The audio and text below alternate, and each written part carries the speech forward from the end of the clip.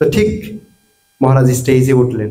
উঠার পরে মহারাজ লক্ষ্য করলেন উনি তো প্রভুপাদ সম্বন্ধে বলবেন, ঠিক আছে, কিন্তু ওখানে সবাই প্রভুপাদের শিষ্যরা ছিলেন। তখন মহারাজ কি করলেন, শুধুমাত্র প্রভুপাদের প্রণাম মন্ত্র বলে ওই স্টেজ থেকে নেমে গেলেন।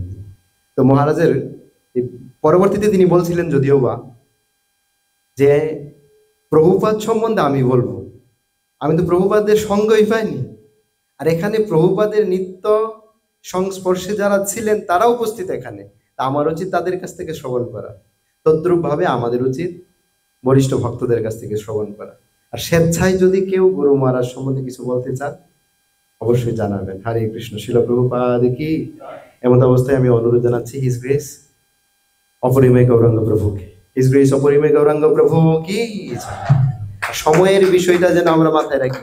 জয় গুরুদেবা, জয় গুরুদেবা, গুরুদেবা জয় গুরুদেবা।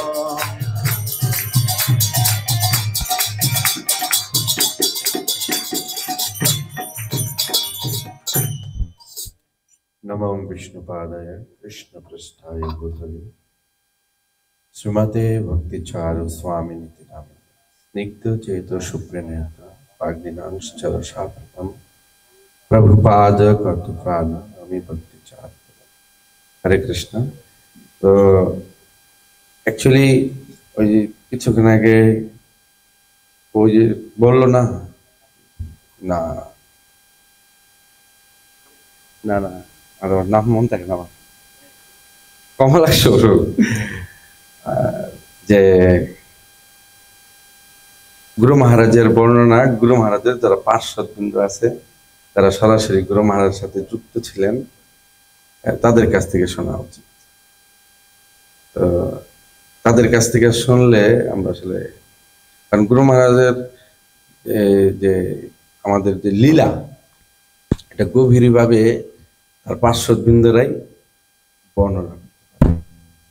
হ্যাঁ, তো গুরু মহারাজ সিঙ্গাপুরে আপনারা জানেন যে উনি বছরে প্রায় 2 বার আসতেন। আমি ওই দিনও বলেছি এই কথাটা, যারা যারা ছিলেন তারা জানেন। 2 বার আসতেন গুরু মহারাজ সিঙ্গাপুরের ভক্তদের জন্য। কেন আসতেন? কারণ সিঙ্গাপুরের ভক্তদেরকে গুরু মহারাজ অনেক ভালোবাসতেন এবং এই ভক্তদেরকে এত কেয়ারিং করতেন গুরু মহারাজ। তো শেলিতে একবার প্রোগ্রাম হয়েছে, আমি জানি না কে কে গেছে। শেলিতে একবার প্রোগ্রাম করছিলেন, শেলিতে প্রায় 2013-তে না 14-তে যান, 13-তে না। তো ওই সময়ে আমরা ছিলাম, বেশি লোক ছিল না, হয়তো কতিপয় হয়তো 20-25 জনের মতন ভক্ত ছিল। তো সকালবেলা আমরা ছিলাম, বসে আছি, গুরু মহারাজ আসছে। এবার গুরু মহারাজ এসে ওনার আশীর্বাদ বাণী সবাইকে বললেন এবং খোঁজ খবর নিলেন যে কে কি করেন, হ্যাঁ, সবাই ঠিক মতন জব করতে পারছে কিনা। এই যে যে কেয়ারিং, একটা পিতা যখন তার সন্তানের দেখাশোনা করেন,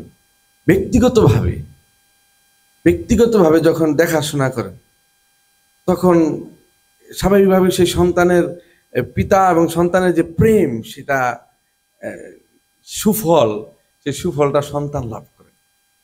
বুঝতে পেরেছেন? তো গুরু মহারাজ স্বাভাবিকভাবে বাংলাদেশে এত সহজভাবে গুরু মহারাজকে পাওয়া অত্যন্ত কঠিন, কিন্তু সিঙ্গাপুরে আমরা গুরু মহারাজকে পেতাম। এটা তার তার কৃতিত্ব, তার মহিমা, যে উনি কৃপা করে আমাদেরকে সেই সুযোগ দিতেন, আমাদেরকে কেয়ারিং করতেন, আমাদেরকে পাশে বসিয়ে খোঁজ খবর নিতেন, কে কয় ঘন্টা ওভারটাইম করে, কে কয় ঘন্টা ঠিক মতো জব করে কিনা, হ্যাঁ, কে কোন কোম্পানিতে কাজ করে, কিরকম কাজ করে, তার কাজের কে কিরকম পরিশ্রম করে। গুরু মহারাজ খুব আশ্চর্য, মানে খুব আশ্চর্যান্বিত হইতেন যে এত পরিশ্রম কইরা সারাটা দিন, তারপর আবার ওভার টাইমও করেন, রাত্র 9টা-10টা বাজে আইসা রান্না করে ভগবানকে ভোগ নিবেদন করে প্রসাদ পান, আবার ষোলমালা জপ করেন, আবার সকালবেলা ঘুম থেকে ওইটা মঙ্গল আরতি, এরা কাজে দেবে। এই যে যে ব্যাপারগুলা গুরু মহারাজ যখন শুনেন, এবং উনি খুব আশ্চর্যান্বিত হন, হইয়া উনি আমাদেরকে আশ্বাস প্রদান করেন। এই যে আশ্বাস প্রদান করা, কেয়ারিং করা, ভক্তদেরকে ভালোবাসা, এটা আমরা গুরু মহারাজের কাছ থেকে শিখেছি। গুরু মহারাজ আমাদেরকে প্রতি পদে পদে শিক্ষা প্রদান করেছেন। আমি গত ব্যাস পূজা হিসেবে আমি বলছিলাম যে আসলে গুরু মহারাজ আমার শিক্ষাগুরু রূপে উনি সবসময় আমাকে, অ্যাকচুয়ালি এই আমার ভক্তি জীবনে আসার মূল কারণ হচ্ছেন ভক্তিচার্য স্বামী মহারাজ। কারণ ওনার ছোটবেলা থেকেই আমি কীর্তন অনেক ভালোবাসতাম। আমি ছোটবেলা থেকে গান গাই, ন্যাংটা, স্বাভাবিক সাধারণ কথাই বলি যে ন্যাংটা কাল থেকেই, ছোট একদম বাচ্চা অবস্থায়। তো এই জন্য আমি গান জিনিসটা অনেক ভালোবাসতাম, এবং গুরু মহারাজের যে ভজন, এই ভজন শুনে শুনে শুনে শুনে আমি ভক্তি জীবনে প্রবেশ করছি। হ্যাঁ, তো এটা আসলে শুধু আমি না, আগের অনেক ভক্ত আছে যে শুধুমাত্র গুরু মহারাজের প্রবচন, গুরু মহারাজের লেকচার শুনে তারা ভক্তি জীবনে প্রবেশ করছে। অনেক ভক্ত আছে, আমার চোখে দেখা অনেক ভক্ত আছে। তো গুরু মহারাজের যে পার্সোনালিটি, মানুষ গুরু মহারাজের পার্সোনালিটি দেখেই ভক্তি, মানে তো ভক্তিতে আপ্লুত হয়ে যায়। এটা গুরু মহারাজ সরাসরি তার সঙ্গ না করলে আমরা সেটা অনুভব করতে পারবো। হ্যাঁ, তো যাই হোক, হরে কৃষ্ণ। আরো ভক্তরা আছেন, আমি অনেক সময় নিয়ে নিলাম, ক্ষমা করবেন। আসলে গুরু মহারাজ সম্পর্কে মন চায় আরো বেশি বেশি বলতে। তো ঠিক আছে, হরে কৃষ্ণ। জয় শিল প্রভুপাদ কি জয়, ভক্তিচার্য স্বামী গুরু মহারাজ কি জয়, গৌর প্রেমানন্দে।